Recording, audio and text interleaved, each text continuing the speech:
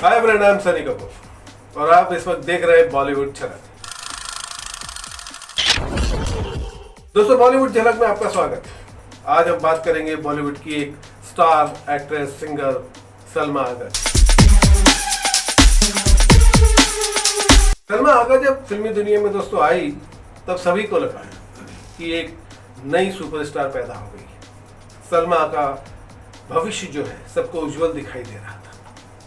सबको लग रहा था कि ये सिंगर भी कमाल है, एक्टर भी कमाल है, तो सुपरस्टार तो यही बनेगी। लेकिन निकाह के बाद जो उनकी पहली फिल्म थी निकाह हिट हुई थी, B.R. चोपड़ा जिसके प्रोड्यूसर डायरेक्टर थे, उसके बाद ज़्यादातर फिल्में उनकी फ्लॉप हो गई। निकाह के बाद उनका कैरियर जिस तरह लोग सोच रहे थे नहीं हुआ और देखते ही देखते वो फ्लॉप की गिनती में आ गई।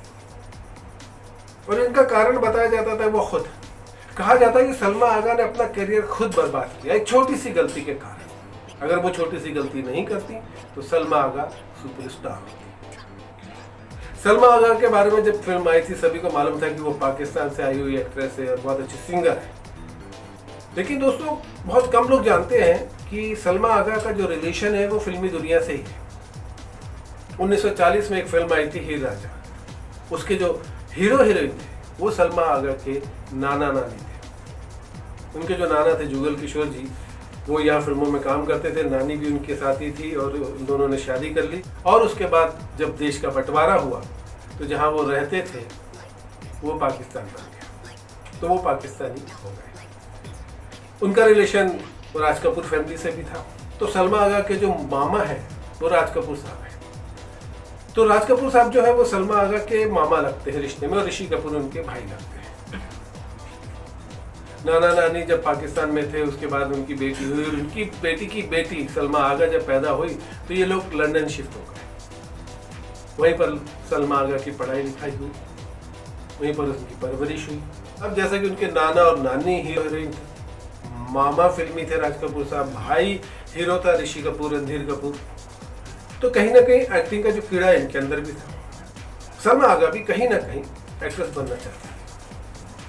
और जब ऋषि कपूर की शादी हुई तो राज कपूर साहब ने ऋषि कपूर और नीतू सिंह की शादी का एक रिसेप्शन लंदन में रखा और सभी को बुलाया जो उनके लंदन में रिश्तेदार रहते हैं।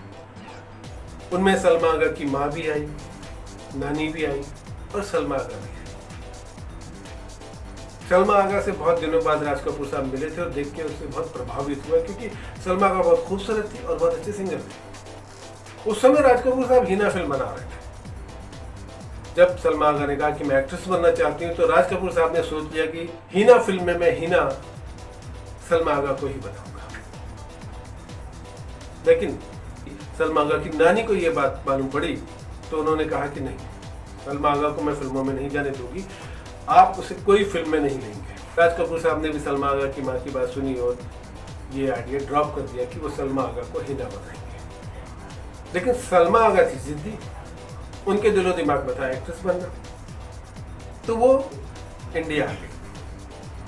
जब ऋषि कपूर और नीतू सिंह की शादी का रिसेप्शन हुआ था लंदन में, वहां पर B.R. चोपड़ा साहब भी थे, उनसे भी सलमा आगा मिली थी और म्यूजिक डायरेक्टर रवि भी थे, उनसे भी मुलाकात हुई।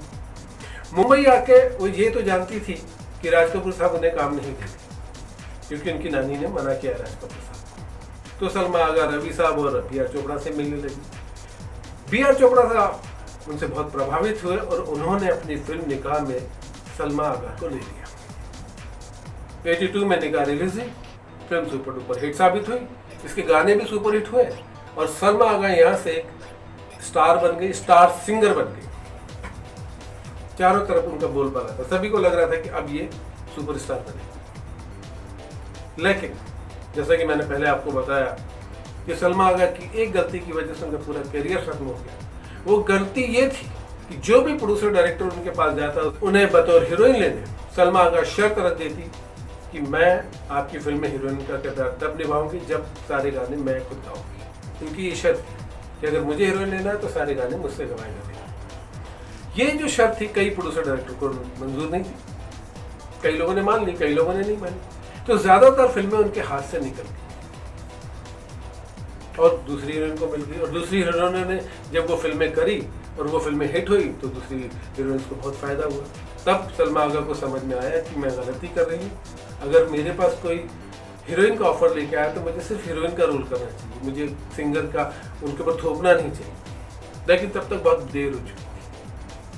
तब तक जो सलमा आगा की दूसरी फिल्में रिलीज हुई थी, ये सारी फिल्में फ्लॉप हो चुकी थी और उस वक्त तक सलमा आगा पर फ्लॉप हीरोइन का ठप्पा लग चुका था। इसलिए जो निर्माता पहले सलमा आगा को हीरोइन लेना चाहते थे, अब वो सलमा आगा से कतराने लगे। तो इस तरह सलमा आगा ने अपना करियर खुद ही बर्बाद कर लिया। उसके बाद सलमा आगा पाकिस्तान चली, वहाँ की फिल्में करी, वहाँ पर गाने भी गाए, वहाँ भी हिट भी हुई, लेकिन इतनी हिट नहीं हुई जो मुकाम उन्हें मिलना चाहिए था। तो वापस इंडिया आ गई और साथ में जो सलमा आगा की जो लाइफ है, पर्सनल लाइफ, वो भी बहुत डिस्टर्ब थी। सलमा आगा ने 3 शादी और तीनों शादियाँ सफल नहीं। एक पर्सनल टेंशन और ऊपर से काम का टेंशन, इस टेंशन ने सलमा आगा को डिप्रेशन में डाल दिया। लेकिन बहुत हिम्मत वाली थी, डिप्रेशन से बाहर तो आ गई, लेकिन अपना कैरियर खत्म कर बैठी। आज भी जब सलमा आगा से मिलो तो वो बड़ी गर्म जोशी से मिलती है, ऐसा लगता ही नहीं है कि ये थक गई है, हार गई है। आज भी उनके अंदर वही जुनून है। तो दोस्तों, इस तरह भी होता है बॉलीवुड में, जब इंसान नहीं समझ पाता और अपना करियर खुद ही बर्बाद कर बैठता है। ऐसा सिर्फ सलमा आगा के साथ नहीं, और भी कई लोगों के साथ हुआ है। कई लोग ऐसे हैं बॉलीवुड में जिन्होंने अपना करियर अपनी गलती से, अपनी ईगो से या अपने एटीट्यूड से खुद ही बर्बाद कर लिया। तो अगले किसी एपिसोड में आपको किसी और एक्टर के बारे में बताऊंगा। फिलहाल सिर्फ इतना ही। और हाँ दोस्तों, अगर आप इस तरह की किस्से, इस तरह की कहानियाँ और भी जानना चाहते हैं बॉलीवुड की, तो हमारे चैनल बॉलीवुड झलक को सब्सक्राइब करिए और हमारे अगले वीडियो का इंतजार करिए। तब तक के लिए बाय।